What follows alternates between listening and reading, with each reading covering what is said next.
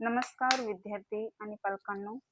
आज आपण पुढचा चॅप्टर बघणार आहोत, अन्न आणि पोषक तत्वे. आता अन्न म्हणजे आपल्या सर्वांना माहित आहे की अन्न म्हणजे काय. सकाळी व संध्याकाळी आपण जे जेवण जेवतो त्यामधील जे अन्न पदार्थ आहेत ते म्हणजे अन्न. आता बघा, जेवण जेवणे म्हणजेच आपल्या शरीराची ऊर्जा वाढवणे असे काही नाही, कारण त्यामध्ये संतुलित आहार हा महत्वाचा असतो. संतुलित आहार म्हणजे काय? आपल्या अन्नाद्वारे जी काही आपली पोषक तत्वे असतात, पोषक तत्वे म्हणजेच काय, तर कार्बोहायड्रेट, प्रोटीन, स्निग्ध पदार्थ, जीवनसत्वे आणि खनिज द्रव्ये या सगळ्यांचा समावेश ज्या अन्नाच्या माध्यमातून आपल्याला होतो तो सकस आहार आपण रोजच्या रोज घेणे म्हणजेच काय, ती संतुलित आहार. आता या टॉपिक मध्ये आपण बघणार आहोत, अन्न म्हणजे काय, पोषक तत्वे कोणकोणती आहेत किंवा ती पोषक तत्वे आपल्याला कोणकोणत्या पदार्थापासून मिळतात. त्यानंतर कार्बोहायड्रेट, प्रथिने, मेद, जीवनसत्वे, खनिज द्रव्ये, पाणी व त्यांचे कार्य, स्त्रोत म्हणजे ज्या कोणत्या पदार्थातून आपल्याला ती पोषक तत्वे मिळतात त्याचा अभ्यास करणार आहोत. तसेच त्याच्या कमतरतेमुळे आपल्याला कोणती लक्षणे जाणवतात किंवा कोणता आजार उद्भवतो हे आपण या व्हिडिओमध्ये बघणार आहोत. चला तर मग स्टार्ट करूयात. अन्न आणि पोषक तत्वे. आता बघा, आपल्या शरीराला वाढ, ऊर्जा, आरोग्य आणि संरक्षण देणारी द्रव्ये म्हणजे पोषक तत्वे. आपल्या शरीराला वाढ, आपण जेव्हा जन्म घेतो तेव्हा आपले शरीराचे वजन व उंची एकसारखीच असते का? नाही. तर थोड्या कालावधीमध्ये किंवा जसं आपलं वय वाढू लागतं तसं आपले वजन व आपली उंची वाढत राहते. हे कशामुळं? तर आपण रोज जे जेवण जेवतो त्यामधून जे आपल्याला पोषक तत्वे मिळतात त्यानुसार आपली वाढ आणि विकास होत असतो. आपल्या शरीराची वाढ आणि विकास होत असतो. मग आता ही पोषक तत्वे आपल्या कुठल्या कुठल्या पदार्थातून आपल्याला मिळतात हे आपण अभ्यासायचं आहे. आता बघा, आपल्याला काम करण्यासाठी, चालण्यासाठी, बोलण्यासाठी, विचार करण्यासाठी काय लागते? काय लागते बाळांनो? ऊर्जा लागते.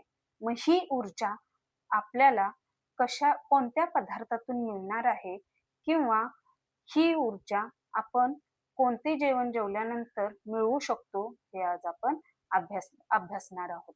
तसेच ही ऊर्जा निर्माण करण्यासाठी कोणकोणती पोषक तत्वे आणि ही पोषक तत्वे म्हणजे काय हे आपण पहिल्यांदा पाहणार आहोत. आता या पोषक तत्वामध्ये पहिला येतं कार्बोहायड्रेट्स. काय येतं? कार्बोहायड्रेट्स. आता बघा, कार्बोहायड्रेट्स हे आपल्या शरीराला काय करतं? एनर्जी म्हणजेच ऊर्जा देण्याचं काम करतं. आता हे कार्बोहायड्रेट्स आपल्याला कोणकोणत्या पदार्थातून मिळतात बघा. तांदूळ म्हणजे आपण जो सकाळी संध्याकाळी भात खातो त्या भातामधून आपल्याला काय मिळतं? कार्बोहायड्रेट्स. तसेच गहू म्हणजे आपण काय करतो? गव्हाच्या पिठाच्या चपात्या करतो. त्या चपातीमधून आपल्याला कोणतं पोषक तत्व मिळतं? कार्बोहायड्रेट्स. त्यानंतर ज्वारीची भाकरी, बाजरीची भाकरी, बटाटा, साखर, मका या मुख्य पदार्थांमधून आपल्याला काय मिळतं? कार्बोहायड्रेट्स हे पोषक तत्व मिळतं. आणि कार्बोहायड्रेट्स हे काय करतं बाळांनो? आपल्या शरीराला ऊर्जा देण्याचं काम करतं. आता झालं कार्बोहायड्रेट्स. आता नेक्स्ट पोषक तत्वे बघूयात, तो म्हणजे प्रथिने. आता बाळांनो, प्रथिने हा खूप महत्वाचा पोषक द्रव्य आहे, पोषक तत्व आहे, पोषक मूल्य आपण म्हणू शकतो त्याला. प्रथिने हे शरीर बांधणीचे काम करत असते. प्रथिन्यालाच इंग्लिश मध्ये काय म्हणतात? प्रोटीन्स म्हणतात. आता बघा, हे काय काम करतं? शरीराची वाढ, ऊतींची दुरुस्ती आणि स्नायू तयार करण्यास मदत करतात. आणि याचे स्त्रोत आहेत म्हणजे आपल्याला प्रथिने कोणकोणत्या पदार्थातून मिळतं हे आपण बघणार आहोत. तर वेगवेगळ्या प्रकारच्या डाळी, मग त्यामध्ये मसुरा डाळ असेल, आपली हरभरा डाळ असेल, तूर डाळ असेल, सगळ्या प्रकारच्या डाळी यामधून काय मिळतात? प्रोटीन्स मिळतात. त्यानंतर कडधान्य, मोड आलेली कडधान्य, दूध किंवा दुधाचे बनवलेले पदार्थ, अंडी, मासे, मटण, सोयाबीन, पनीर इत्यादी पदार्थामधून आपल्याला काय मिळतं? प्रोटीन्स मिळतं, म्हणजेच प्रथिने मिळतात. आता हे प्रथिने मुख्य काय कार्य करत असेल तर शरीर बांधणीचे कार्य करते. शरीराची वाढ व दुरुस्ती करणे, एखादी जखम आपल्याला झाली असेल तर ती भरून काढण्याचं काम कोण करतं? प्रोटीन्स करतं. नेक्स्ट, स्निग्ध पदार्थ. आता स्निग्ध पदार्थ यालाच इंग्लिशमध्ये फॅट्स असेही म्हणतात. हे काय करतं? जास्त ऊर्जा देतात आणि शरीराला ऊब देतात. काही जीवनसत्वाचे शोषण होण्यास मदत करतात. आता बघा, स्निग्ध पदार्थ कशाच्या माध्यमातून आपल्याला मिळतात, म्हणजे कोणत्या पदार्थातून मिळतात हे आता आपण बघणार आहोत. पहिला आहे तेल, तूप, लोणी, शेंगदाणे, बदाम, अक्रोड, तीळ. म्हणजे यावरून आपल्याला समजते की तेल वर्गीय जेवढे जेवढे पदार्थ आहेत, म्हणजे ज्याच्या माध्यमातून तेल निघू शकतं, तसे पदार्थ, या पदार्थातून आपल्याला कोणतं पोषण तत्व मिळतं? स्निग्ध पदार्थ, फॅट्स. कोणकोणत्या पदार्थातून? तेल, तूप, लोणी, शेंगदाणे, बदाम, अक्रोड आणि तीळ. आता हे कार्य काय करतं बघा? ऊर्जा साठवणे, शरीराला ऊब देणे व अवयवांचे संरक्षण करणे. आपल्या शरीराला वेगवेगळे प्रकारचे काय आहेत? पार्ट्स आहेत, म्हणजे आपल्या शरीराचे काही भाग आहेत. फॉर एक्झाम्पल, हात, पाय, नाक, डोळे, कान, मान, खांदे असे वेगवेगळ्या प्रकारचे आपल्या शरीराचे काय आहेत? अवयव आहेत. यालाच ऊर्जा देण्याचं काम कोण करतं? किंवा या अवयवांचे संरक्षण कोण करतं? तर स्निग्ध पदार्थ करतात. नेक्स्ट आहे जीवनसत्वे. खूप खूप महत्वाचा भाग आहे हा जीवनसत्वे. आता ही जीवनसत्वे काय काम करतात बघा? ही शरीराच्या विविध क्रिया नीट होण्यासाठी आवश्यक असतात. यांची थोडी मात्रा लागते. आता बघा, कार्बोहायड्रेट, प्रोटीन्स, स्निग्ध पदार्थ यांची मात्रा म्हणजे प्रमाण. मात्रा म्हणजे काय? प्रमाण. यांचे प्रमाण कसे लागते शरीराला? जास्त लागते. पण जे विटॅमिन्स आहेत, जीवनसत्वे आहेत, त्यांची मात्रा म्हणजे त्यांचे प्रमाण हे अगदी काही प्रमाणातच आपल्या शरीराला आवश्यक असते. आता बघा, हे जीवनसत्वे मुख्यतः कोणकोणत्या पदार्थातून मिळते बघा? फळे, हिरव्या पालेभाज्या, दूध, अंडी, अंकुरलेली कडधान्ये म्हणजे काय? मोड आलेली कडधान्ये. यामधून आपल्याला वेगवेगळ्या प्रकारचे जीवनसत्वे मिळतात. आता जीवनसत्वे ही आपल्या अल्फाबेट म्हणजे ABCD, A to Z या काही लेटरनं काय केली जाते? दर्शवली जातात. आता बघा, याचे कार्य काय आहे? तर शरीराची रोगप्रतिकार शक्ती वाढवणे आणि वेगवेगळ्या आजारांपासून संरक्षण करणे. नेक्स्ट आहे खनिज द्रव्य. त्यालाच आपण इंग्लिशमध्ये काय म्हणतो? मिनरल्स. मिनरल्स मीन्स काय? खनिज द्रव्य. आता ही बघा, हाडे, दात, रक्त आणि इतर शारीरिक क्रियांसाठी आवश्यक असतात. आता खनिज द्रव्य आपल्याला कोणकोणत्या पदार्थातून मिळतात मुलांनो? तर खनिज द्रव्ये आपल्याला दूध, हिरव्या भाज्या, फळे, डाळी, तीळ, गूळ, मीठ या पदार्थापासून आपल्याला खनिज द्रव्य मिळतात. आता यांची कार्य काय असतील? जे आपल्या शरीरामध्ये हाडे आहेत आणि जे दात आहेत ते मजबूत करण्याचे मुख्य काम मिनरल्स करतात. त्यानंतर रक्तनिर्मिती व शरीराच्या क्रिया नियंत्रित करण्याचं काम मिनरल्स करतात.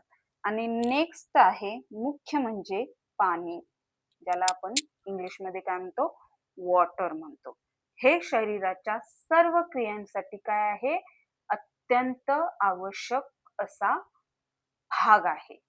पाणी म्हणजे जीवन असा आपण जो उल्लेख करतो, तो खऱ्या अर्थाने इथं आपण स्पष्ट करणार आहोत. पाणी हा काय करतो, शरीराच्या सर्व क्रियांमध्ये काय असतो, महत्वाचा घटक असतो.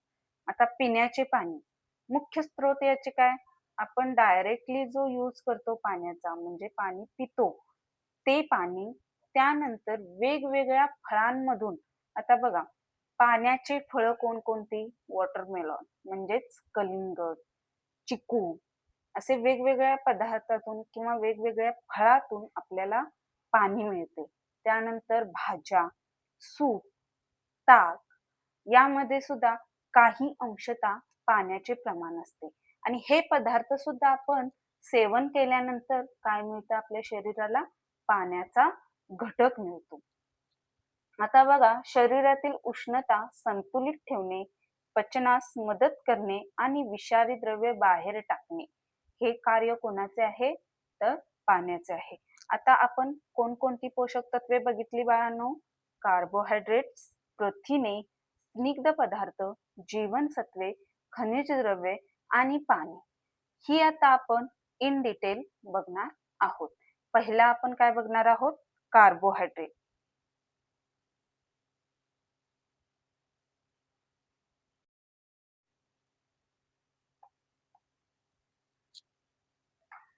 चला तर मुलांनो, पहिला आपण पोषक तत्वे बघूयात.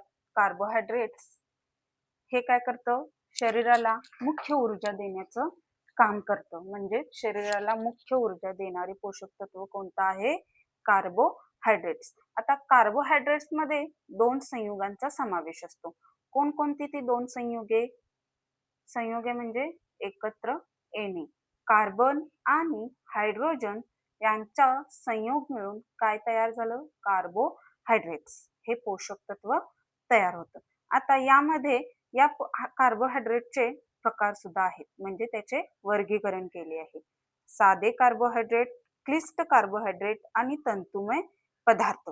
आता तंतुमय पदार्थ आपण का घेतो किंवा तंतुमय पदार्थांचा आपल्या आहारामध्ये का समावेश असावा, बघा, आपण ज्यावेळी पदार्थ म्हणजे जेवण जेवतो त्यावेळी त्याचे पचन होऊन जे आपल्या शरीराला नकोसा भाग आहे किंवा नकोसे पदार्थ आहेत, जे आपण विष्ठेद्वारा काय करतो, ते शरीराबाहेर फेकून देतो.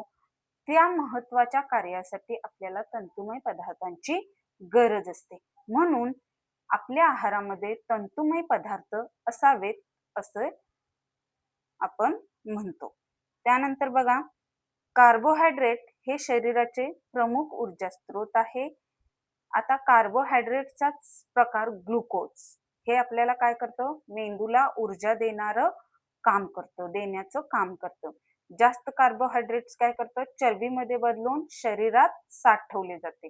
आता आपल्या आहारामध्ये जर कार्बोहायड्रेट असणारे पदार्थ जास्त आपण खाल्ले तर आपल्या शरीरामध्ये काय होणार आहे, जास्त कार्बोहायड्रेट्स होणार आहे आणि त्याचे रूपांतर कशामध्ये, आपल्या चरबीमध्ये होणार आहे.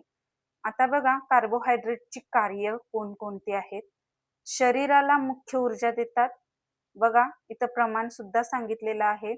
1 gram carbohydrates is equal to 4 calorie ऊर्जा. म्हणजे 1 ग्रॅम कार्बोहायड्रेट पासून आपल्याला 4 कॅलरीज एवढी ऊर्जा आपल्या शरीराला मिळणार आहे. त्यानंतर मेंदूला कार्य करण्यासाठी आवश्यक ग्लुकोज मिळवून देतात. हा महत्वाचा पार्ट आहे बघा, आपल्या मेंदूला चालना देण्यासाठी ग्लुकोज मिळवून देतात.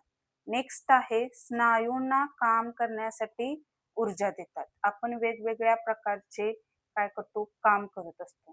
त्या काम करण्यासाठी एनर्जी देण्याचं काम कोण करतं, कार्बोहायड्रेट्स करतात. त्यानंतर शरीरातील प्रोटीन्स म्हणजेच प्रथिने व चरबी यांचा बचाव करतात. नेक्स्ट आहे तंतुमय पदार्थ पचन सुधारतात. तंतुमय पदार्थांचे पचन करून घेतात व बद्धकोष्ठता होऊ देत नाही.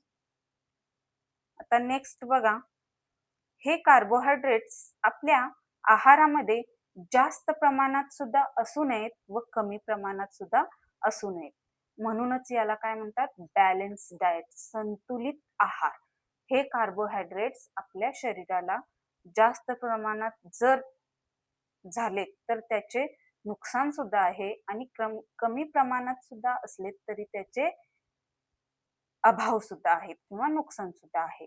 आता बघा, जास्त प्रमाणात घेतल्यास काय होऊ शकतं, शरीरात आपली चरबीचे प्रमाण वाढू शकते. आता हा जो लठ्ठ मुलगा दाखवलेला आहे, याच्या शरीरामध्ये कार्बोहायड्रेटचे प्रमाण कमी आहे की जास्त आहे, तर जास्त आहे. म्हणून या कार्बोहायड्रेटचे रूपांतर कशामध्ये झालेले आहे, त्याच्या चरबीमध्ये झालेले आहे. म्हणूनच त्याच्या शरीरात चरबी वाढलेली आहे.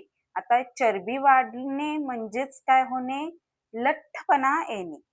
काय होणे, लठ्ठपणा, ज्याला आपण इंग्लिशमध्ये ओबेसिटी म्हणतो. काय म्हणतो, ओबेसिटी. म्हणजेच कार्बोहायड्रेट जास्त प्रमाणात आपल्या आहारामध्ये आल्यास आपल्याला काय येऊ शकतो, लठ्ठपणा येऊ शकतो.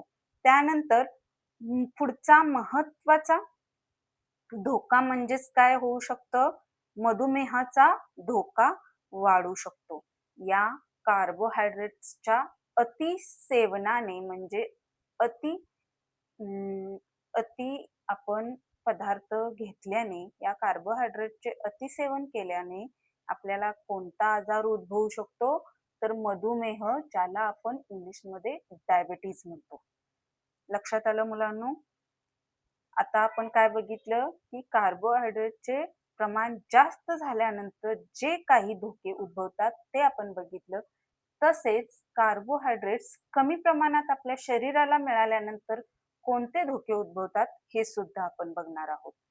आता बघा, पहिल्यांदा हे कार्बोहायड्रेट्स कमी प्रमाणात घेतल्यास आपल्याला थकवा येतो. थकवा येतो म्हणजे आपल्याला वेगवेगळी कामे करण्यासाठी काय लागते, एनर्जी लागते, म्हणजेच ऊर्जा लागते. आणि ते काम करताना आपल्याला काय जाणवतो, थकवा जाणवतो. तर हे कशामुळं, तर कार्बोहायड्रेटच्या कमतरतेमुळं. आपल्या शरीरामध्ये कार्बोहायड्रेटचे प्रमाण कमी असल्यामुळं आपल्याला वेगवेगळी कामे करताना लगेच थकवा जाणवतो किंवा आपण काय राहतो, सतत अशक्त राहतो, नाराज राहतो. त्यानंतर कोणतेही काम करण्याची क्षमता कमी होते. म्हणजे एखादं काम जर करायला घेतलं तर ते केल्यानंतर थोड्याच वेळाने आपल्याला काय होतं, नकोसं वाटतं. म्हणजे ते काम करण्याची क्षमता आपली काय असते, कमी होते. त्यानंतर चक्कर येणे.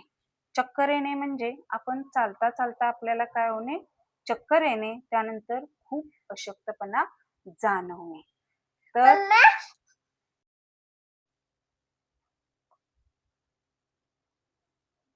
तर बघा मुलांनो, आता आपलं एक पोषण तत्व झालेलं आहे, ते म्हणजे कार्बोहायड्रेट्स. आणि आपण नेक्स्ट पोषण तत्व बघणार आहोत, त्याचं नाव आहे प्रथिने. प्रथिने म्हणजेच प्रोटीन्स. आता ही आपल्या शरीरामध्ये भरपूर महत्वाची आहेत, कारण या प्रथिनांच्यामुळेच काय होते, आपल्या शरीराची बांधणी होत असते.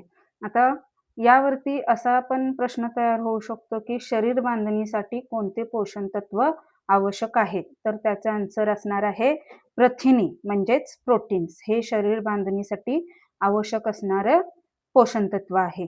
आता बघा, यावरती आपल्याला काय समजून घ्यायचं आहे की ती अॅमिनो आम्ले या लहान घटकापासून बनलेली असतात.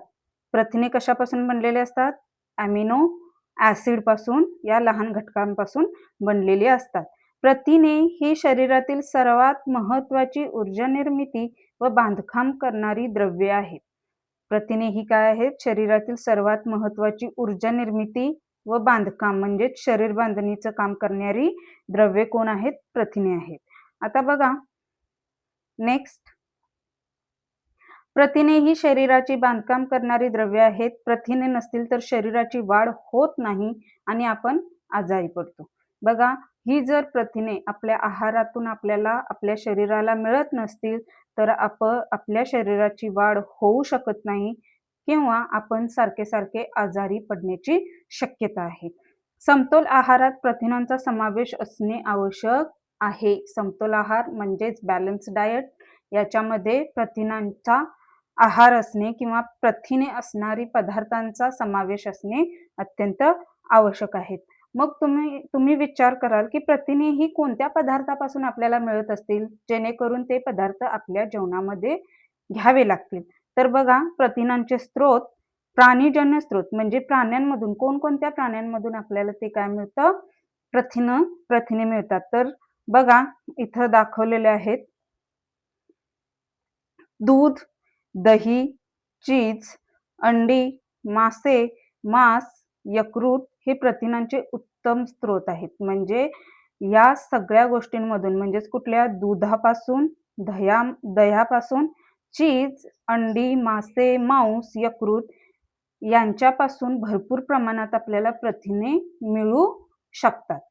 त्यानंतर नेक्स्ट वनस्पतीजन्य स्रोत. आता वनस्पतीजन्य स्रोत म्हणजे कुठल्या वनस्पतीपासून आपल्याला ही प्रथिने मिळू शकतात. तर बघा, वेगवेगळ्या प्रकारच्या डाळी, कडधान्य, यामध्ये काय आलं, मूग, मटकी, मसुरा, सोयाबीन, शेंगदाणे, तीळ, बदाम, काजू इत्यादी हे देखील चांगले प्रथिनांचे स्रोत आहे. म्हणजे बघा, आपण काय बघितलं, प्रथिने कोणकोणत्या पदार्थापासून मिळतात. प्राणीजन्य म्हणजे कोणत्या प्राण्यांपासून आपल्याला प्रथिनांची आवश्यकता भासते. तर बघा, दूध, दही, मासे, मांस, मटण वगैरे आपण जे खातो त्यामध्ये किंवा अंडी खातो त्यामध्ये भरपूर साऱ्या प्रथिनांची काय असते, त्यामध्ये भरपूर सारे प्रथिने असतात. त्यानंतर वनस्पतीजन्य म्हणजेच डाळी, कडधान्य, सोयाबीन, शेंगदाणे, तीळ, बदाम, काजू हे पदार्थ जर आपल्या आहारामध्ये रोज असतील तर आपल्याला प्रथिनांची काय मिळते, प्रथिने हे पोषक तत्व आपल्या आहारातून मिळते. त्यानंतर बघा, प्रथिनांची कार्ये काय आहेत. प्रथिनांची कार्ये बघा, वाढ आणि विकास. प्रथिनांचा समावेश आपल्या आहारामध्ये असेल तर आपल्या शरीराची वाढ आणि विकास योग्य प्रकारे होऊ शकतो. नवीन पेशी आणि ऊती तयार करणे. आपल्या शरीरामध्ये ज्या पेशी आहेत त्यांची नवनिर्मिती करणे आणि ऊती तयार करण्याचे मुख्य काम कोण करतं, प्रथिने करतात. त्यानंतर दुरुस्ती, झिजलेल्या आणि तुटलेल्या ऊतींची दुरुस्ती करणे. बघा बाळांनो, आपण जर खेळता खेळता चुकून पडलो तर आपल्याला काय होते, जखम होते आणि या जखमेला मलम म्हणून आपण काय करतो, बँडेज पट्टी वगैरे लावतो. पण ही जखम थोड्या दिवसांनी काय होते, भरून येते. ते कशामुळे, तर आपल्या शरीरामध्ये प्रथिनांचे योग्य प्रमाण असल्यामुळे काय होतं, ती जखम पूर्वीप्रमाणे भरून येऊन आपली स्किन तिथं तयार होते. त्यानंतर संरक्षण बघा, रोगप्रतिकारक घटक तयार करून शरीराचे संरक्षण करणे. आता आपल्याला एखाद्या वेळेस आपण जर आजारी पडलो तर त्या आजाराला प्रतिकार करण्याची प्रतिकार शक्ती आपल्याला या प्रथिनांच्यामुळे मिळत असते. त्यानंतर नेक्स्ट आहे हार्मोन आणि एन्झाईम तयार करणे. हार्मोन आणि एन्झाईम तयार करणे, विविध शारीरिक क्रिया नियंत्रित करणे. आपले जे चालणे, बोलणे, वागणे, विचार करणे हे जे वेगवेगळ्या क्रिया आहेत त्या क्रिया नियंत्रित करणे काम कुणाचं आहे, प्रथिनांचं आहे. त्यानंतर रक्तातील भूमिका बघा, हिमोग्लोबिन, अल्ब्युमिन, फायब्रिनोजन यासारख्या महत्वाच्या द्रव्यांची निर्मिती करणे. नेक्स्ट ऊर्जा देणे. गरज पडल्यास प्रथिने काय करतात, ऊर्जा देतात. 1 ग्रॅम प्रथिने 4 कॅलरी ऊर्जा. म्हणजे 1 ग्रॅम प्रथिनांच्या पासून आपल्याला किती कॅलरी ऊर्जा मिळते, 4 कॅलरी ऊर्जा मिळते. बघा, आपण प्रथिनांची कार्ये पुन्हा एकदा बघूयात. पहिला काय बघितलं आपण, वाढ आणि विकास. त्यानंतर दुरुस्ती म्हणजे एखादी जखम भरून काढण्यासाठी प्रथिनांची गरज असते. त्यानंतर संरक्षण, रोग प्रतिकार शक्ती आपल्याला प्रथिनांच्यामुळे मिळत असते. त्यानंतर हार्मोन्स आणि एन्झाईम तयार करणे म्हणजे चालणे, बोलणे, वागणे या क्रियांवरती नियंत्रित करण्याचं काम कोण करतं, प्रथिने करतात. त्यानंतर रक्तातील भूमिका हिमोग्लोबिन, अल्ब्युमिन, फायब्रिनोजन यासारख्या महत्वाच्या द्रव्यांची निर्मिती कोण करतं? प्रथिने करतात. त्यानंतर ऊर्जा जर कमी पडत असेल आपल्या शरीराला तर ती ऊर्जा देण्याचं काम सुद्धा कोण करत असतं? प्रथिने करत असतात. मग 1 ग्रॅम प्रथिनांच्या पासून आपल्याला किती कॅलरी ऊर्जा मिळते? 4 कॅलरी ऊर्जा मिळते. त्यानंतर बघा प्रथिनांची कमतरता झाल्यास होणारे परिणाम. आता हे जर प्रथिने किंवा प्रथिनयुक्त पदार्थ आपल्या आहारामध्ये नसतील, जर त्यांची शरीराला आपल्या कमतरता भासत असेल तर त्यामुळे काय परिणाम होऊ शकतात ते आपण बघूयात. पहिला परिणाम वाढ खुंटते. म्हणजे आपण आपल्या शरीराची जी काही उंची वाढत असते ती उंची काय होते? खुंटते. म्हणजे शरीराची वाढ होत नाही. त्यानंतर शरीर अशक्त, कृश आणि थकलेले. कृश म्हणजे काय? कुपोषित. कृश म्हणजे काय? कुपोषित बालक. तुम्ही शब्द ऐकला असेल. जो पूर्ण हडकुळा अवस्थेत आपल्याला दिसतो त्याला कृश किंवा कुपोषित असे म्हणतात. शरीर कसं दिसतं? अशक्त, कृश आणि थकलेले वाटते. स्नायूंची कमजोरी येते.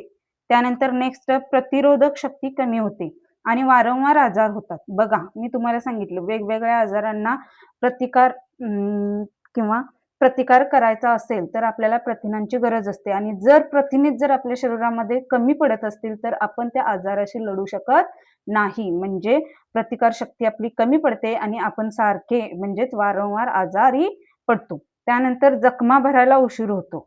आता आपण बघितलं की एखाद्या वेळेस आपल्याला जखम झाली तर थोड्या कालावधीनंतर ती जखम पुन्हा भरून येते. हे कशामुळे? प्रथिनांच्या असण्यामुळे. आपल्या शरीरामध्ये प्रथिने असल्यामुळे. जर प्रथिनेच आपल्या शरीरामध्ये नसतील किंवा कमी प्रमाणात असतील तर त्या जखमा भरायला काय होणार आहे? उशीर होणार आहे. त्या लवकर भरणार नाही.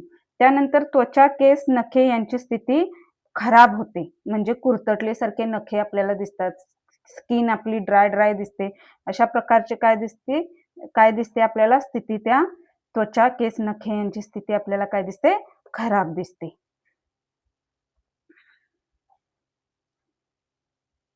तर बघा यामध्ये महत्वाचे काय आहे?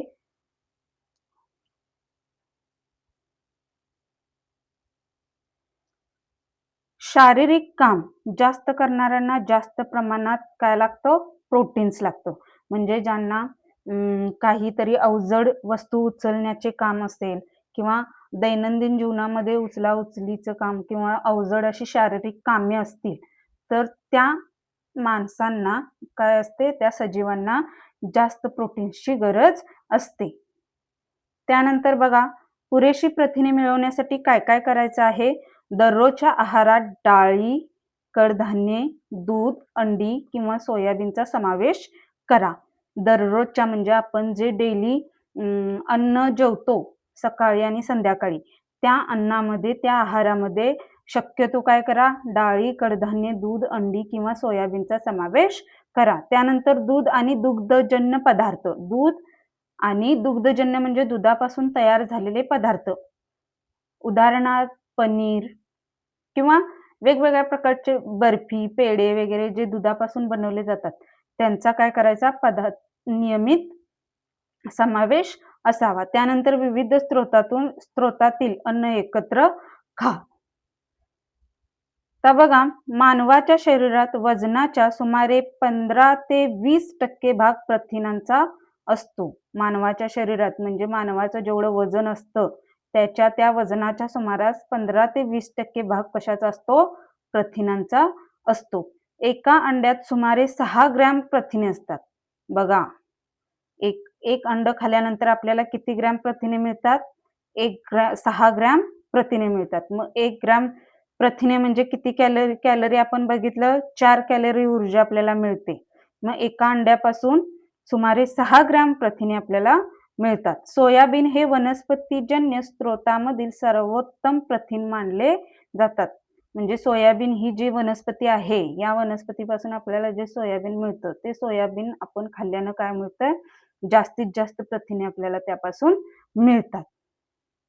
बघा यावरती असेही प्रश्न तयार होतात की शरीर बांधणीचं शरीर बांधणीचं काम करणारे मुख्य प्रथिन किंवा मुख्य पोषक द्रव्य कोणते? तर याचा आन्सर काय असणार आहे? प्रथिने म्हणजेच प्रोटीन. शरीर बांधणीसाठी कोणते पोषक द्रव्य लागते असा क्वेश्चन जर आला तर याचा आन्सर काय असणार आहे? प्रोटीन्स, प्रथिने. नेक्स्ट बघणार आहोत आपण चरबी. चरबी म्हणजे फॅट्स, ज्याला इंग्लिशमध्ये आपण काय म्हणतो? फॅट्स. आता बघा, चरबी शरीरात ऊर्जा साठवून ठेवते आणि अनेक महत्वाची कामे करते. चरबीला लिपिड्स असेही म्हणतात. हा शब्द लक्षात ठेवा. चरबीला काय म्हणतात? लिपिड्स असेही म्हणतात. आता बघा, चरबी शरीरासाठी आवश्यक आहे, पण तिचे प्रमाण योग्य असावे. चरबी ही आपल्या शरीरात महत्वाची आहे, पण त्याचे काय असावे? प्रमाण योग्य असावे. जास्त चरबी आरोग्यास हानिकारक ठरू शकते. जास्त जर आपल्या स्निग्ध पदार्थ आपल्या आहारामधून जास्त आपल्या शरीरामध्ये जात असतील तर त्याचे काय हानिकारक परिणाम सुद्धा आपल्याला दिसून येतात. चरबी पाण्यात विरघळत नाही, पण सेंद्रिय द्रावकात विरघळते. चरबी पाण्यात विरघळली जात नाही. आता हे चरबीचे स्रोत बघा. प्राण्यांपासून चरबी आपल्याला कशी कशी मिळते बघा. तूप, लोणी. तूप म्हणजे आपल्याला गाई किंवा म्हशीचे जे दूध असतं त्यापासून काय मिळतं? तूप, लोणी वगैरे मिळतं. त्यानंतर साजूक तूप, दुधातील मलई म्हणजे जी दुधाला शाई आलेली असते वर बघा, त्यामधून चरबी मिळते, फॅट्स मिळतं. त्यानंतर मासे, अंडी, पिवळं बलक. जे अंड्यांमध्ये पिवळं बलक असतं त्यामध्ये जास्त फॅट्स असतं. त्यानंतर वनस्पती स्त्रोत, सूर्यफूल तेल, शेंगदाणा तेल, सोयाबीन तेल, नारळ तेल, ऑलिव्ह तेल, खोबरेल तेल म्हणजे तेलवर्गीय जे पदार्थ आहेत त्यापासून आपल्याला फॅट्स मिळतात. म्हणून आपण कमी तेलकट खातो बघा.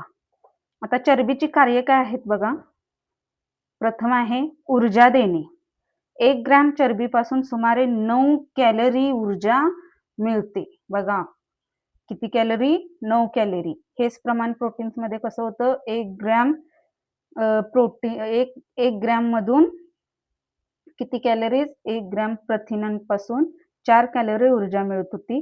आता या फॅट्स मध्ये 1 ग्रॅम चरबीमधून सुमारे 9 कॅलरी ऊर्जा मिळणार आहे. त्यानंतर ऊर्जेची साठवण. शरीरात चरबी ऊतींमध्ये ऊर्जा साठवून ठेवते. त्यानंतर संरक्षण बघा. अंतर्गत अवयवांना धक्क्यांपासून संरक्षण देते. म्हणजे जे आपल्या आतमध्ये जे अवयव आहेत ते त्यांना धक्का बसू नये यासाठी ते काय करतं? चरबी संरक्षण देत असतं. त्यानंतर उष्णता संरक्षण. त्वचेखाली चरबीचा थर असल्याने शरीराचे तापमान टिकून ठेवते. व्हिटॅमिनचे शोषण. जीवनसत्वे ए, डी, ई आणि के चरबीत विरघळणारी आहेत, त्यांचे शोषण करण्यास मदत होते. भूक वाढवणे आणि चव वाढवणे. चरबीचे काय मुख्य काम आहे? भूक वाढवणे आणि चव वाढवणे. पदार्थांना चव आणि मऊपणा देणे हे चरबीचं कार्य आहे. आता बघा, जसे त्याचे फायदे आहेत तसे त्याचे तोटे सुद्धा आहेत. म्हणजे जास्त प्रमाणात जर आपण आपल्या आहारामध्ये फॅट्स असतील तर काय होतं? पहिला लठ्ठपणा वाढतो, म्हणजे आपण जाड होतो. त्यानंतर हृदयरोग, उच्च रक्तदाब, मधुमेह यांचा धोका वाढतो. बघा किती हानिकारक आहेत. फॅट्स आपल्या आहारामध्ये जास्त प्रमाण झाल्यास आपल्याला हृदयरोग, उच्च रक्तदाब म्हणजे हाय बीपी म्हणतो आपण त्याला, आणि मधुमेह म्हणजे डायबिटीज अशा प्रकारच्या वेगवेगळ्या गंभीर प्रकारच्या आजार आपल्याला उद्भवू शकतो. त्यानंतर कोलेस्ट्रॉल वाढते आणि पचनास त्रास होऊ शकतो. आता जास्त प्रमाणात खाल्ल्यास काय होतं? हे परिणाम आपल्याला दिसून येतात किंवा हे धोके आपल्याला उद्भवतात. तसंच कमी प्रमाणात जर चरबी खाल्ल्यास किंवा फॅट्स खाल्ल्यास किंवा आपल्या आहारामध्ये फॅट्सची कमतरता कमी प्रमाणात असेल तर बघा ऊर्जा कमी मिळते. म्हणजे आपल्याला कोणतंही काम करताना थकवा जाणवतो. त्यानंतर वाढ खुंटू शकते.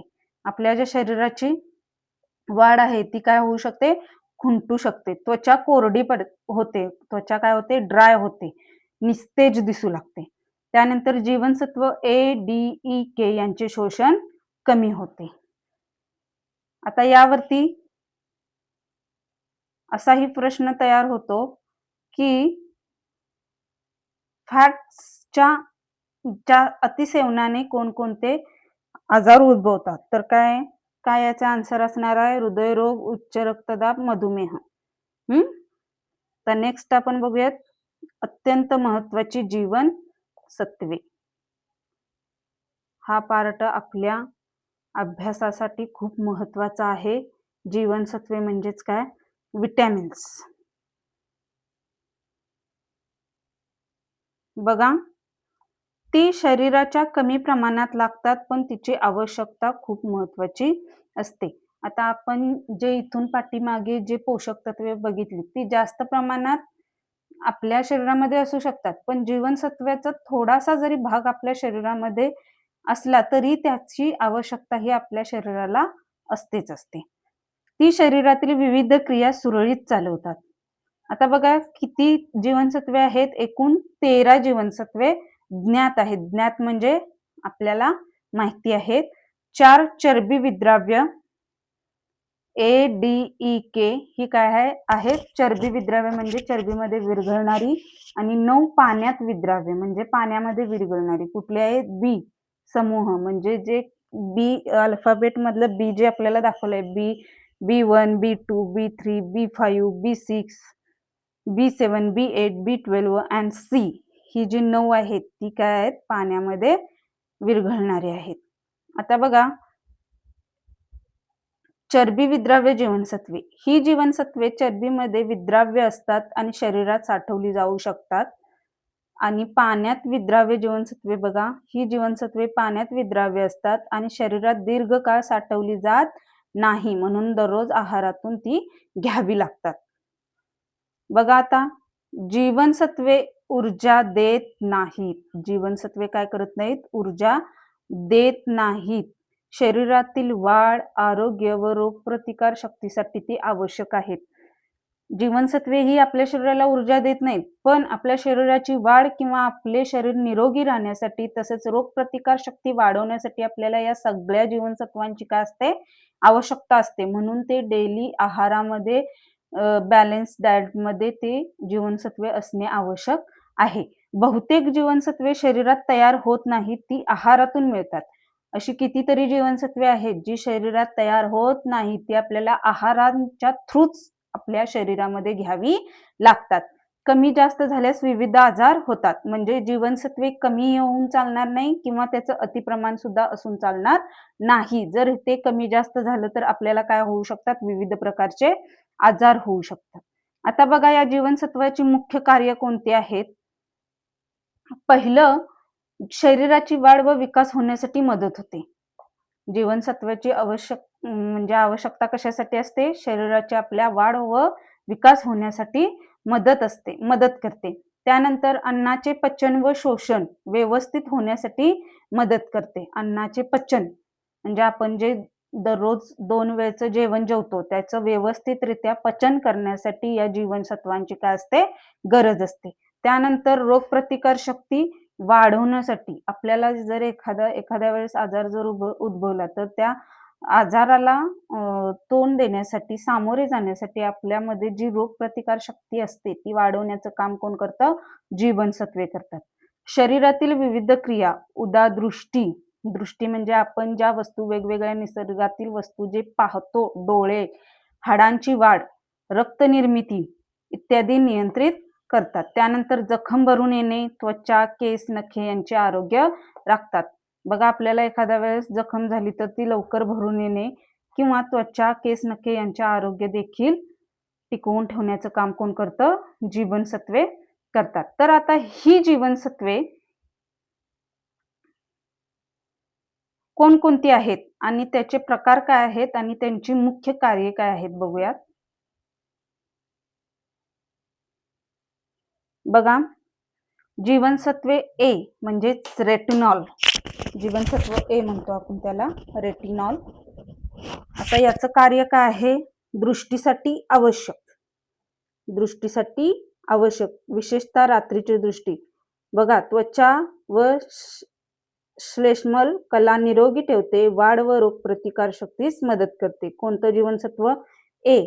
आणि याची जर ह्या जीवनसत्वाची जर आपल्या शरीरामध्ये कमी असेल, कोणत्या जीवनसत्वाची? जीवनसत्व ए हा जर आपल्या शरीरामध्ये कमी प्रमाणात असेल तर त्याच्यात कमतरतेमुळे कोणते आजार होतात? बघा, रातआंधळेपणा. रातआंधळेपणा म्हणजे रात्रीच्या वेळी आपल्याला दिसू शकत नाही. त्याच प्रकारे वेगवेगळ्या त्वचेचे विकार, डोळे कोरडे पडणे. बघा, ए जीवनसत्व आपल्या शरीरामध्ये जर नसेल तर आपल्याला कोणकोणते आजार उद्भवतात? त्वचेचे वेगवेगळे आजार उद्भवतात. रातआंधळेपणा येतो, म्हणजेच रात्रीचे आपल्याला काहीही स्पष्ट दिसत नाही. त्याच प्रकारे डोळे कोरडे पडतात.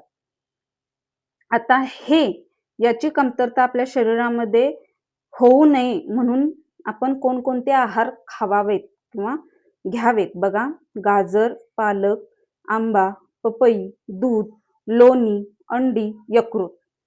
कोणकोणते पदार्थ? गाजर, पालक, आंबा, पपई, दूध, लोणी, अंडी, यकृत. या पदार्थांपासून आपल्याला कोणतं जीवनसत्व मिळतं? ए जीवनसत्व मिळतं. आता त्याचा जर अभाव असेल, आपल्या शरीरामध्ये जीवनसत्व ए चा जर अभाव असेल तर आपल्यामध्ये कोणकोणती लक्षणे दिसतात? बघा, रात्री दिसण्यास अडचण, म्हणजेच मी तुम्हाला मगाशी सांगितले की रातआंधळेपणा याची कमतरता असेल तर आपल्याला रातआंधळेपणा हा आजार होऊ शकतो. त्यानंतर डोळे कोरडे पडणे आणि त्वचा खडबडीत होणे. त्वचा काय होणे? कोरडी, ड्राय आणि खडबडीत होणे. ही लक्षणे कशाची असतात? आपल्या शरीरामध्ये जर जीवनसत्व ए ची कमतरता असेल तर ही लक्षणे आपल्याला दिसून येतात. त्यानंतर नेक्स्ट जीवनसत्व डी, कॅल्सिफेरॉल. जीवनसत्व डी, कॅल्सिफेरॉल. आता याचं कार्य काय आहे? बघा, जीवनसत्व डी चं कॅल्शियम व फॉस्फरस शोषणास मदत करते.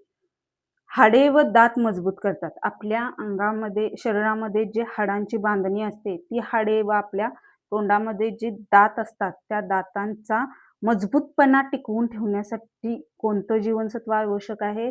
तर डी, रोगप्रतिकार शक्तीस मदत करते. आता याची म्हणजे जीवनसत्व डी ची जर कमतरता असेल तर कोणकोणते आजार उद्भवतात? बघा, रिकेट्स, ॲस्टिओमेलेशिया, हाडे कमकुवत होणे. आता जीवनसत्व डी मिळवण्याचे मुख्य स्रोत कोणते? सूर्यप्रकाश.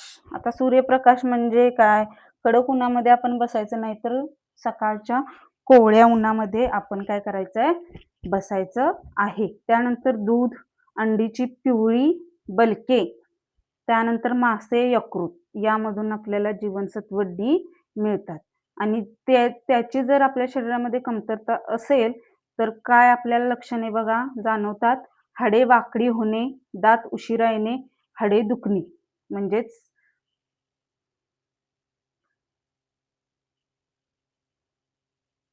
काय होतं?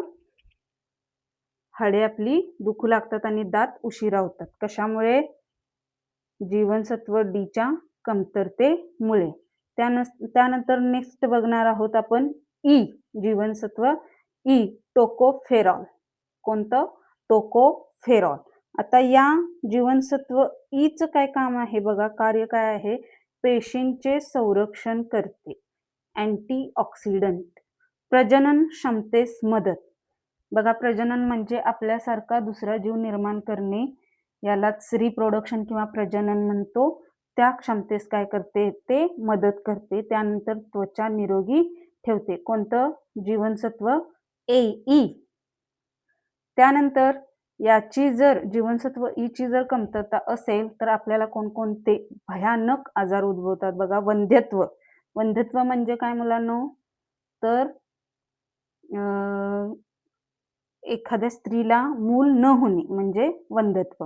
स्नायू दुर्बलता, त्वचेचे विकार, त्वचेचे आजार आपल्याला उद्भवू शकतात. आता हे व्हिटॅमिन ई कोणकोणत्या पदार्थातून मिळतं बघा, आणि या पदार्थांचा समावेश आपल्या आहारामध्ये असला पाहिजे. बदाम, अंकुरित धान्य म्हणजे मोड आलेली धान्य, हिरव्या पालेभाज्या, वनस्पती तेल. वनस्पती तेल म्हणजे सोयाबीन तेल, शेंगदाणे तेल किंवा सूर्यफूल तेल, अशी जी वेगवेगळ्या प्रकारचे तेल आहेत त्या तेलांचा समावेश आपल्या आहारामध्ये असणे गरजेचे आहे. कारण यापासून आपल्याला काय मिळतं? व्हिटॅमिन ई मिळतं.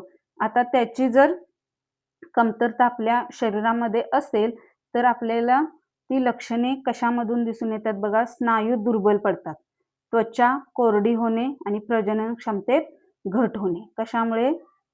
व्हिटॅमिन ईच्या कमतरतेमुळे. त्यानंतर नेक्स्ट आहे व्हिटॅमिन के, फायलोक्विनॉन. काय? फायलोक्विनॉन. Vitamin K. आता बघा, व्हिटॅमिन के ची काय कार्य आहेत? रक्त गोठण्यासाठी मदत करते, हाडांच्या आरोग्यास मदत करते. आता बघा, रक्त गोठणे म्हणजे एखाद्या वेळेस जर जखम झाली तर रक्त जास्त प्रमाणात जाऊ देत नाही. कोणतं व्हिटॅमिन? Vitamin K. आता याची जर कमतरता आपल्या आहारामध्ये असेल किंवा आपल्या शरीरामध्ये असेल तर आपल्याला काय काय त्रास होऊ शकतो बघा? रक्तस्राव जास्त होणे, म्हणजे एखाद्या वेळेस आपण पडलो किंवा आपल्याला कोणत्याही प्रकारची जर जखम झाली तर त्यामधून रक्त एकसारखे वाहू लागते व रक्त शरीराबाहेर जाण्याचे प्रमाण वाढते. त्यानंतर ती जखम भरायला उशीर होणे, ती जखम लवकर भरून येत नाही. त्यानंतर आता बघा, यामध्ये व्हिटॅमिन के आपल्याला कोणकोणत्या पदार्थातून मिळतं? तर कोबी, पालक, सोयाबीन आणि हिरव्या पालेभाज्या. बघा, सगळ्या विटॅमिन्स मध्ये महत्वाचा स्रोत कोणता आहे? तर हिरव्या पालेभाज्या. त्यात जास्तीत जास्त तुमच्या आहारामध्ये असणे आवश्यक आहे. तर याची लक्षणे जी आहेत म्हणजे व्हिटॅमिन के जर आपल्या शरीरामध्ये कमी असेल किंवा तो नसेल तर त्याची लक्षणे कोणकोणती आहेत बघा? जखमेतून रक्त जास्त येणे व नाकातून रक्त येणे. कोणत्या व्हिटॅमिनच्या अभावामुळे? व्हिटॅमिन के च्या अभावामुळे काय होतं? रक्तस्राव जास्त होतो आणि नाकातून रक्त होतं. आता बी समूह, नेक्स्ट व्हिटॅमिन काय आहे? बी समूह म्हणजे काय? ज्याला B1, B2, B3, B5, B6, B7, B9 आणि B12 अशी नावे दिलेली ती जी जीवनसत्वे आहेत, व्हिटॅमिन्स आहेत, त्यालाच आपण बी समूह असे म्हणतो. आता बघा, त्या बी समूहाचे कार्य काय आहे? तर आपल्या शरीरामध्ये ऊर्जा निर्मिती करणे हे मुख्य काम कशाचे आहे? बी समूहाचे आहे. म्हणजे आपल्या जी शारीरिक क्रिया आहे, शारीरिक कामं करण्यासाठी आपल्याला खूप सारी एनर्जी लागते, ऊर्जा लागते आणि ती एनर्जी आपल्याला या बी समूहामधून मिळते. त्यानंतर मज्जासंस्था व पचन संस्थेसाठी महत्वाची असते, रक्त निर्मितीस मदत करते. आता बघा, याची जर कमतरता असेल, बी समूहामधील बी व्हिटॅमिन बी ची जर कमतरता असेल तर बेरी B1च्या अभावामुळे होणारा रोग आहे हा. त्यानंतर कमालीची स्पृहा, त्यानंतर पेलाग्रा, ॲनिमिया, त्वचेचे विकार आणि भूक मंदावणे म्हणजे आपल्याला भूक लागत नाही. आता हे कोणत्या स्रोतामधून आपल्याला मिळतं बघा? वेगवेगळ्या प्रकारची धान्ये, डाळी, दूध, अंडी, मांस, केळी, हिरव्या पालेभाज्या. आणि जर ते आपल्या शरीरामध्ये त्याची कमतरता भासत असेल तर आपल्याला कोणकोणती लक्षणे दाखवतात? की आपल्याला भूक लागत नाही, भूक मंदावते, तसेच थकवा जाणवतो, तोंडात जखमा होतात, त्यानंतर त्वचेचे विकार होतात. कशामुळे? बी समूहाच्या कमतरतेमुळे. आणि लास्ट व्हिटॅमिन आहे व्हिटॅमिन सी, ॲस्कॉर्बिक आम्ल. त्यानंतर ते बघा, त्याचं कार्य काय आहे? रोगप्रतिकार शक्ती वाढवतो. कोण? ॲस्कॉर्बिक आम्ल म्हणजेच व्हिटॅमिन सी. हे आपल्या रोगाशी लढण्याची प्रतिकार क्षमता वाढवते. जखम भरून येण्यास मदत करते. लवकरात लवकर जखम भरून येण्याचं काम कोण करतं? Vitamin C. लोह शोषणास मदत, आयर्न शोषून घेण्याचं कार्य व्हिटॅमिन सीचं आहे. जर याची कमतरता आपल्या शरीरामध्ये असेल तर आपल्याला कोणकोणते आजार उद्भवतात बघा? स्कर्वी म्हणजेच काय? आपल्या हिरड्यांमधून काय येणे? रक्त येणे. हिरड्यांमधून रक्त येणे या आजाराला आपण स्कर्वी असे म्हणतो. त्यानंतर आपल्याला एखादी जखम झाली तर ती भरायला उशीर होणे. कशामुळे? व्हिटॅमिन सीच्या कमतरतेमुळे. त्यानंतर आपल्याला थकवा जाणवतो. आता बघा, हे व्हिटॅमिन सी आपल्याला कोणकोणत्या पदार्थामधून मिळतं? लिंबू, संत्री, आवळा, टोमॅटो, पेरू, ढोबळी मिरची म्हणजेच शिमला मिरची आपण ज्याला म्हणतो, या लिंबूवर्गीय फळांमधून तसेच टोमॅटो, पेरू आणि ढोबळी मिरचीमधून आपल्याला व्हिटॅमिन सी मिळतं. त्यानंतर बघा, याची लक्षणे जर आपल्या शरीरामध्ये व्हिटॅमिन सी याची कमतरता असेल तर काय होते? हिरड्यातून रक्त येणे. आपल्या जर हिरड्यामधून रक्त आलं तर आपल्या शरीरामध्ये कशाची कमतरता आहे असं समजायचं? व्हिटॅमिन सी ची कमतरता आहे असं समजायचं. आणि व्हिटॅमिन सी ज्या पदार्थांमध्ये आहे ते पदार्थ रोजच्या रोज आहारामध्ये घ्यायचे. त्यानंतर दात हलणे, दात हलतात. त्यानंतर आपल्याला कोणतंही काम करून लगेच थकवा जाणवतो. त्यानंतर नेक्स्ट लक्षण आहे रोगप्रतिकार शक्ती कमी होते. काय होते? रोगप्रतिकार शक्ती कमी होते. हे आपला मुख्य पॉइंट झाला कोणता? जीवनसत्वे म्हणजेच काय? व्हिटॅमिन. आता नेक्स्ट आपण बघणार आहोत खनिज द्रव्य म्हणजेच मिनरल्स. त्याला इंग्लिशमध्ये काय म्हणतात? मिनरल्स. आता बघा, खनिज द्रव्ये ही नैसर्गिकरित्या आढळणारी अजैविक द्रव्ये आहेत. खनिज द्रव्ये ही काय आहेत? नैसर्गिक, निसर्गाकडून आढळणारी किंवा मिळणारी अजैविक द्रव्ये आहेत. ती शरीरात रासायनिक क्रिया, वाढ, ऊतींची दुरुस्ती व विविध शारीरिक कार्य करण्यास मदत करतात. ही द्रव्ये अन्नातील विविध स्वरूपात असतात. उदाहरण कॅल्शियम, फॉस्फरस, लोह, आयोडीन, सोडियम, पोटॅशियम, झिंक आणि मॅग्नेशियम. आता या खनिज द्रव्यांची वैशिष्ट्ये बघा, शरीराला कमी प्रमाणात आवश्यक असतात, म्हणजे शरीराला जास्त खनिजांची गरज नसते, तर ती कमी प्रमाणात सुद्धा असली तरी चालेल. त्यानंतर ऊर्जादायक नसतात, ती आपल्या शरीराला ऊर्जा, कोणत्याही प्रकारची ऊर्जा देत नाहीत. त्यानंतर शरीराची संरचना व कार्यासाठी आवश्यक असतात. काय काय बघितलं आपण? शरीराला कमी प्रमाणात आवश्यक असतात, ऊर्जादायक नसतात, शरीराच्या संरचना व कार्यासाठी आवश्यक असतात, शरीरात तयार होत नाही, आहारातून मिळवावी लागतात. हा पॉइंट IMP आहे बघा. खनिज द्रव्ये ही शरीरात निर्माण होत नाही, तर ती आहारातून आपल्याला मिळवावी लागतात. तसेच कमतरता किंवा अधिक प्रमाणाचे दुष्परिणाम होतात. आपण प्रत्येक पोषक तत्वाचं बघा, कमतरता असल्यामुळे कोणते आजार उद्भवतात किंवा त्या पोषक तत्वाचं अतिसेवन केल्याने सुद्धा कोणते आजार उद्भवतात हे आपण बघितलेले आहेत. म्हणजे त्याचे फायदे सुद्धा आहेत आणि त्याचे तोटे सुद्धा आहेत. आता बघा, शरीराच्या वाढीसाठी, हाडांच्या मजबूतीसाठी, रक्त निर्मितीसाठी म्हणजे नवीन रक्त निर्माण करण्यासाठी आणि विविध शरीर क्रियांसाठी आवश्यक असलेली अजैविक द्रव्ये म्हणजे खनिज द्रव्ये. आता बघा, खनिज द्रव्याची मुख्य कार्य कोणती आहेत? हाडे व दातांची मजबूती राखतात. हाडे व दातांची मजबूती राखतात. नवीन रक्त निर्माण करण्यासाठी मदत करतात. त्यानंतर मज्जासंस्थेचे कार्य नियमन करतात. नेक्स्ट, स्नायूंचे आकुंचन व प्रसारण करण्यास मदत करतात. हार्मोन्स व एन्झाईमच्या क्रियेस सहाय्य करतात. शरीरातील द्रव्यांचे संतुलन राखतात. आता बघा, ही जी महत्वाची खनिज द्रव्ये आहेत त्यांची कार्य आणि ते कोणत्या पदार्थातून आपल्याला मिळतात हे आपण आता बघणार आहोत. फर्स्ट आहे कॅल्शियम. तर याचं कार्य काय आहे? हाडे व दातांची मजबूती राखण्याचं काम कोण करतं? कॅल्शियम करतो. त्यानंतर रक्ताच्या गुठळ्या होण्यास मदत करतं. स्नायूंचे आकुंचन व प्रसरण होण्यास कॅल्शियम मदत करतं. आता जर आपल्या शरीरामध्ये कॅल्शियम कमी असेल किंवा कमी प्रमाणात असेल तर त्यामुळे कुठले कुठले आजार होतात बघा? हाडे ठिसूळ होतात. हाडे काय होतात? ठिसूळ होतात. त्यालाच आपण रिकेट्स म्हणतो. त्यानंतर दात कमकुवत होणे, म्हणजे दात कमकुवत झाल्यामुळे ते लगेच पडतात.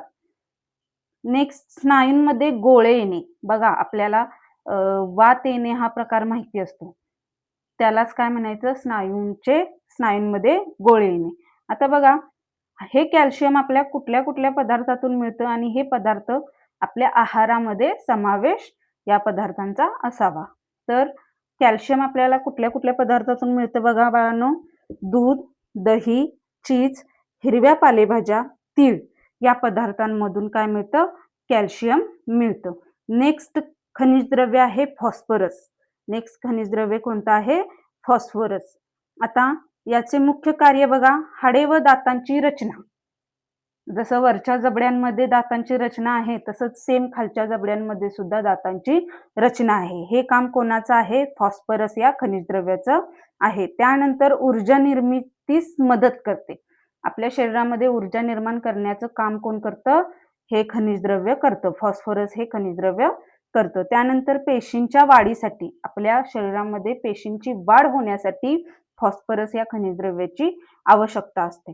आता त्याची जर कमी असेल आपल्या शरीरामध्ये, फॉस्फरस या खनिज द्रव्याची जर आपल्या शरीरात कमतरता असेल तर होणारा आजार बघा, हाडे कमजोर होतात, म्हणजे हाडे दुखू लागतात, भूक मंदावते, त्यानंतर आपल्या शरीराची वाढ खुंटते.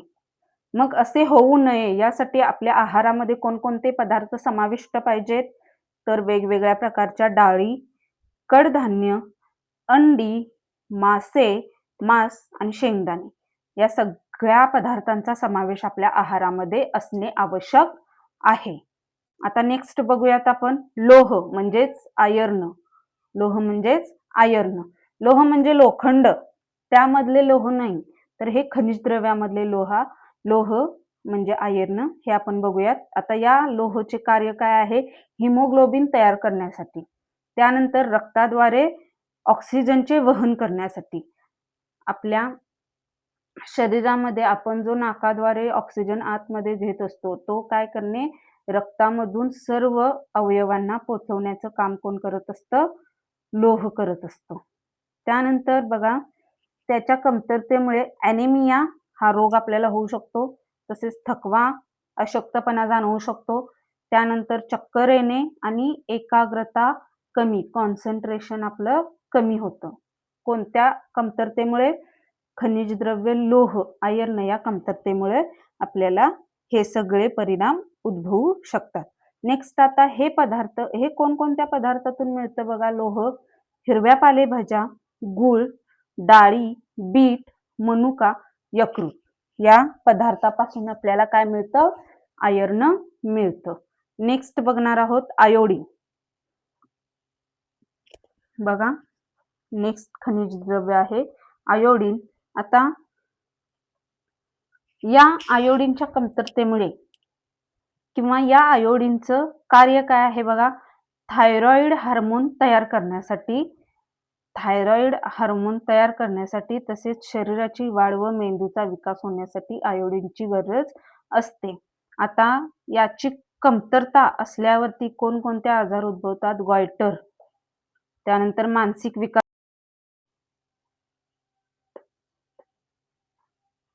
बघा, नेक्स्ट आपण बघणार आहोत आयोडीन. आता आयोडीनचं मुख्य कार्य कोणते? थायरॉइड हार्मोन्स तयार करण्यासाठी आयोडीनची गरज असते. नेक्स्ट, शरीराची वाढ व मेंदूचा विकास योग्य प्रमाणे किंवा चांगल्या प्रमाणे होण्यासाठी आपल्याला आयोडीनची गरज असते. त्यानंतर या आयोडीनच्या कमतरतेमुळे कोणकोणते आजार उद्भवतात बघा? गॉयटर, मानसिक विकास मंदावतो. त्यानंतर मुलांमध्ये जी बुद्धिमत्ता असते ती कमी प्रमाणात आढळते. नेक्स्ट, या आयोडीनचा कोणकोणत्या पदार्थामध्ये समावेश असतो बघा? आपण कोणकोणते पदार्थ यामध्ये आपल्या आहारामध्ये घ्यावेत? पहिला आहे आयोडीनयुक्त मीठ, समुद्री मासे आणि समुद्री शैवाल यामध्ये काय असतं? आयोडीन असतं. नेक्स्ट जीवनसत्व सोडियम. नेक्स्ट जीवनसत्व कोणतं आहे? सोडियम. आता या सोडियमचं कार्य काय आहे? शरीरातील द्रव संतुलन राखते, मज्जासंस्थेचे कार्य नियमन करते, स्नायूंचे कार्य योग्य पद्धतीने करते. आता या सोडियमच्या कमतरतेमुळे आपल्याला अशक्तपणा जाणवतो, मळमळ व डोकेदुखी जाणवते आणि स्नायूंमध्ये गोळे येतात. या सोडियमचा कोणकोणत्या पदार्थामध्ये समावेश असतो बघा? आणि ते पदार्थ आपण आपल्या आहारामध्ये समाविष्ट करून घेतले पाहिजे. पहिला सोडियम मिठामध्ये असतं, लोणची, वेगवेगळ्या प्रकारचे लोणचे, सूप, प्रक्रिया केलेले अन्न. त्यानंतर नेक्स्ट आहे पोटॅशियम. पोटॅशियम बघा, याचं मुख्य कार्य कोणतं? हृदयाचे कार्य नियमन करणे. हृदयाचं जे महत्वाचं आपला शरीरातील अवयव आहे हृदय, त्या हृदयाचं कार्य काय करणे? नियमित, व्यवस्थित, सुरळीत पार पाडणे हे काम पोटॅशियमचं असतं. त्यानंतर स्नायूंचे आकुंचन व प्रसरण करणे, आम्लक्षार संतुलन राखणे. आता त्याच्या कमतरतेमुळे कोणकोणते आजार होतात बघा. स्नायू कमजोर होतात आपले, त्यानंतर आपल्याला थकवा जाणवतो, त्यानंतर अनियमित हृदयगती आणि बद्धकोष्ठता, म्हणजे आपल्याला शौचालयास होताना काय होतो, त्रास होतो. त्यानंतर हे पोटॅशियम कोणकोणत्या मध्ये असते बघा. केळी, संत्री, नारळ पाणी, बटाटा आणि डाळी हे आहार आपल्या रोजच्या जेवणामध्ये घ्यावेत. त्यानंतर मॅग्नेशियमची कार्य बघा. हाडांची रचना, एन्झाईम क्रियेस मदत, मज्जासंस्थेचे कार्य. आणि याच्या कमतरतेमुळे कोणकोणते आजार उद्भवतात. स्नायू ताणणे, चिडचिड होते आपली, त्यानंतर आपल्याला थकवा जाणवतो, अनिद्रा म्हणजे व्यवस्थित झोप न होणे, म्हणजे आपल्याला झोप न लागणे. आता हे कोणकोणत्या आहारात असते बघा, कोणकोणत्या पदार्थात असते. कोणतं मॅग्नेशियम कोणकोणत्या पदार्थात असतं बघा. सुकामेवा, बिया, कडधान्ये व हिरव्या पालेभाज्या. त्यानंतर झिंक बघा. झिंकचं मुख्य कार्य काय आहे. रोगप्रतिकार शक्ती वाढवते, जखमा भरण्यास मदत करते, वाढ व विकासास मदत करते. आता त्याच्या अभावामुळे ऑब्विसली काय होणार आहे, आपल्या शरीराची वाढ खुंटणार आहे. त्यानंतर जखमा हळूहळू भरून येणार आहेत, लवकर भरल्या जाणार नाहीत. त्वचेंच्या समस्या, केस गळती निर्माण होणे. आता याचा कोणकोणत्या पदार्थामध्ये समावेश असतो बघा. डाळी, कडधान्य, संपूर्ण धान्य, अंडी, मांस यामध्ये काय असतं, झिंक असतं. आता बघा,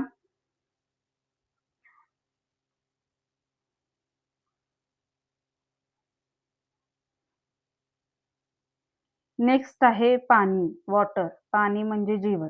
जीवनासाठी अत्यावश्यक असे सर्वात महत्वाचे द्रव्य म्हणजे काय, पाणी. आता पाणी म्हणजे काय. पाणी हे रंगहीन म्हणजे पाण्याला रंग नसतो, गंधहीन म्हणजे पाण्याला वासही, कोणत्याही प्रकारचा वासही नसतो, म्हणून तो पाणी काय असतं, गंधहीन असतं. तसेच चवहीन म्हणजे कोणत्याही प्रकारची खारट, आंबट, तुरट, गोड किंवा कडू अशा कोणत्याही प्रकारची चव पाण्याला नसते. म्हणजे ते कसे असते, रंगहीन, गंधहीन आणि चवहीन पारदर्शक द्रव्य आहे. त्याचे रासायनिक सूत्र आहे H2O. नेक्स्ट, पाणी निसर्गात तिन्ही अवस्थांमध्ये आढळते. आता तिन्ही अवस्था आपल्याला माहित आहे, घनद्रव्य आणि वायू, या तिन्ही प्रकारामध्ये आपल्याला पाणी आढळून येते. आता बघा, पाण्याचे मुख्य कार्य. शरीरातील सर्व रासायनिक क्रियांना माध्यम प्रदान करते, अन्नाचे पचन, शोषण व वाहतूक करण्यास मदत करते, शरीराचे तापमान नियंत्रित ठेवते, शरीरातील अपायकारक द्रव्य म्हणजे आपल्याला जो घाम येतो किंवा लघवी जाते, मूत्र बाहेर टाकण्यास मदत कोण करतं, पाणी करतं. त्यानंतर सांधे, डोळे, तोंड व श्लेष्मल झिल्ली, म्युकस मेम्ब्रेन म्हणतात त्याला, ओलसर ठेवते म्हणजे त्यांना ओलावा देते. नेक्स्ट आहे पेशींना आकार व लवचिकता देते. आणि लास्ट आहे पाण्याची कमतरता झाल्यास निर्जलीकरण, डायहायड्रेशन होते.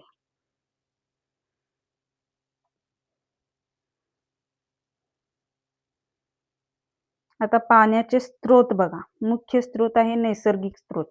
आता नैसर्गिक म्हणजे पाऊस, नद्या, तलाव, विहिरी, झरे, समुद्र हे नैसर्गिक स्त्रोत. हे माणसाने तयार केलेले नसतात, जे निसर्गातून आपल्याला जे मिळतात त्यांना नैसर्गिक स्त्रोत म्हणतात, नॅचरल रिसोर्सेस. त्यानंतर कृत्रिम म्हणजे माणसाने तयार केलेले, नळाचे पाणी, बोरवेल, धरणे आणि कालवे या स्त्रोतांमधून आपल्याला काय मिळत असते, पाणी मिळत असते. आता पाण्याचे प्रकारही आहेत. पहिला, गोडे पाणी पिण्यायोग्य असते. गोडे पाणी म्हणजे जे आपण रोज डेली यूज करतो पाण्याचा पिण्यासाठी, त्या पाण्याला काय म्हणायचं, गोडे पाणी. ते आपल्याला कुठून मिळतं बघा, नदी, तलाव, विहीर यामधून आपल्याला पिण्याचे पाणी म्हणजेच गोडे पाणी मिळते.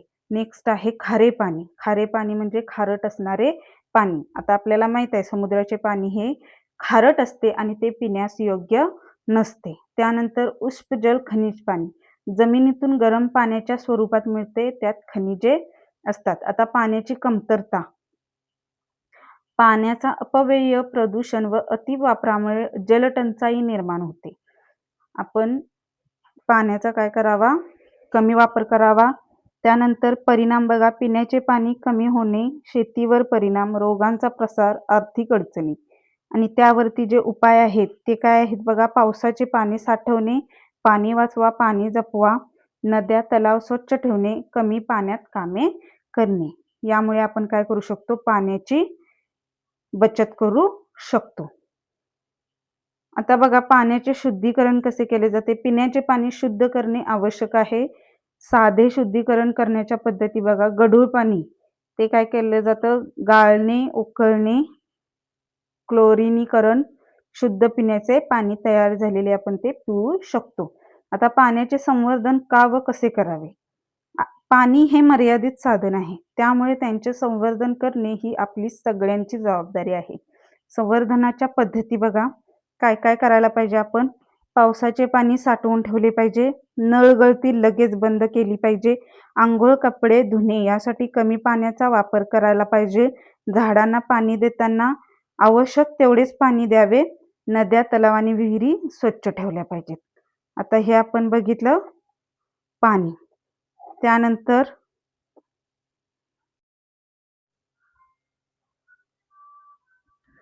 तर आज आपण अशा प्रकारे अन्न आणि पोषक तत्वे हा चॅप्टर बघितलेला आहे.